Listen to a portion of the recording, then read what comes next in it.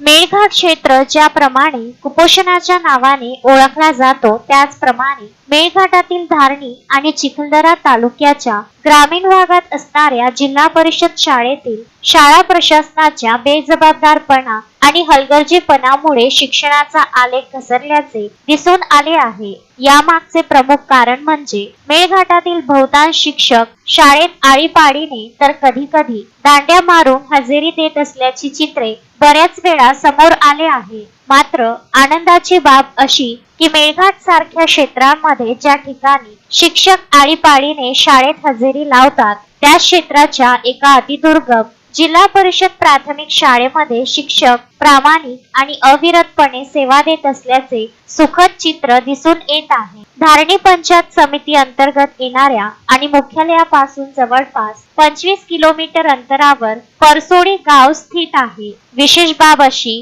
की भारत देशाने स्वातंत्र्याचा अमृत महोत्सव साजरा केल्यानंतरही परसोली गावाला जाण्याकरिता पक्का रस्ता नाही। अशा गंभीर परिस्थितीवर मात करून परसोली जिल्हा परिषद प्राथमिक शाळेचे मुख्याध्यापक रामलाल बेठेकर शासनाने नेमून दिलेल्या वेळेत शाळेला हजर राहून विद्यार्थ्यांना आपल्या अध्यापनाच्या माध्यमातून विद्यार्थ्यांचे प्रभावी अध्ययन करून घेत आहेत। जिल्हा परिषद प्राथमिक शाळा परसोली येथे मुख्याध्यापक रामलाल बेठेकर हे एकच स्थायी शिक्षक असून कंत्राटी स्वरूपावर एक शिक्षक देण्यात आले आहे। अशा परिस्थितीमध्ये सुद्धा रामलाल बेठेकर दररोज शाळेला भेट देऊन आपले कर्तव्य नियमितपणे पार पाडत असल्याचे धारणी तालुक्यातील काही प्रसार माध्यमांच्या प्रतिनिधींना वेळोवेळी परसोली शाळेला भेट दिली असता दिसून आले आहे। परसोली जिल्हा परिषद शाळेचे मुख्याध्यापक रामलाल बेठेकर यांच्यासारखे कर्तव्याचे पालन